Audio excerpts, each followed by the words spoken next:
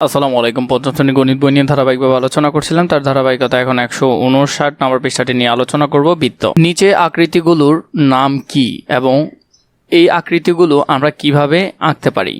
প্রথমে ফুটবল, গোল, ঘড়ি, এগুলো আকৃতিগুলো গোল আকৃতির।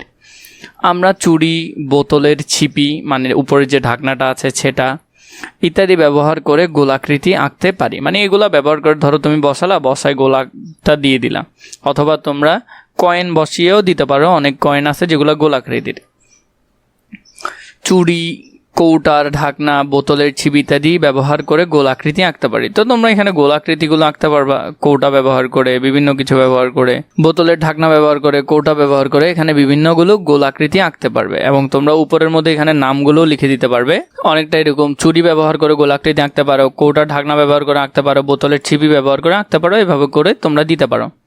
2 নম্বরের মধ্যে এখানে বললো একটি পিন, একটি পেন্সিল, দুটো ছোট ছিদ্র সহ একটি আয়তকার মোটা কাগজ সংগ্রহ করি এবং নিচের চিত্র অনুযায়ী এগুলো ব্যবহার করে খাতায় একটি বক্ররেখা অঙ্কন করি। এখানের মধ্যে খাতায় একটা বক্ররেখা অঙ্কন করতে বলছে। যেমন স্কেলের মধ্যে এখানে পিন ধরলা, পিন ধরে এখানে একটা পেন্সিল লাগালে এবং এটা দিয়ে পুরোটা রাউন্ড করে এভাবে গোল দিয়ে দিতে বললো এখানের মধ্যে ধরে।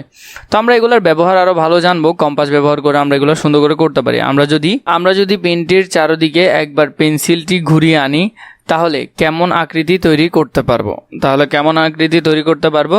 একটি বিন্দু ও সুন্দর একটি গোল আকৃতি পাবো। এই গোল আকৃতিকে বলা হয় বৃত্ত। যে বক্ররেখা বৃত্তটিকে আবদ্ধ করে রাখে তাকে বলা হয় পরিধি। বৃত্ত একটি আবদ্ধ বক্ররেখা যার প্রত্যেক বিন্দু ভিতরের একটি বিন্দু থেকে সমান দূরে।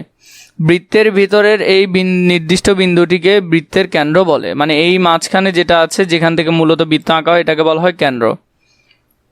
3, কেন্দ্র থেকে পরিধির প্রতিটি বিন্দুর দূরত্ব সমান। মানে কেন্দ্র থেকে পরিধি সবগুলোর দূরত্ব কি হবে? সমান হবে। মানে এখান থেকে ঠিক এতটুকুর দূরত্ব যত, এখান থেকে উপরের দিকে এতটুকু দূরত্ব তত, এখান থেকে নিচের দিকেও অত, পাশেও অত, সেম দূরত্ব হবে। আলোচনা করি আমরা এখানের মধ্যে অনেক কিছু এখন শিখবো। বৃত্তের অংশগুলো ডান পাশে দেওয়া হলো। বৃত্তের অংশ, যেমন বৃত্তের কোনো একটা চাপের উপর, এই যে এটা একটা চাপ, বৃত্তের কোনো একটা অংশের উপর যদি আমরা একটা রেখা টানি, এই ধরনের রেখাগুলোকে বলে জ্যা।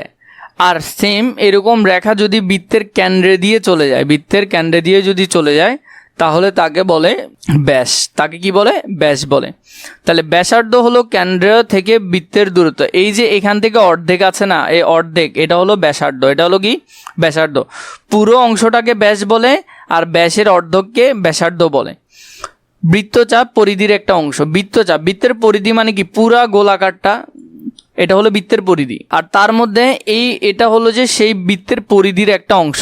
যে হলো একটি বৃত্তচাপের প্রান্তবিন্দুর দুটির সংযোগ রেখাংশ। মানে যে হলো একটি বৃত্তচাপের প্রান্তবিন্দুর দুটির সংযোগ রেখাংশ।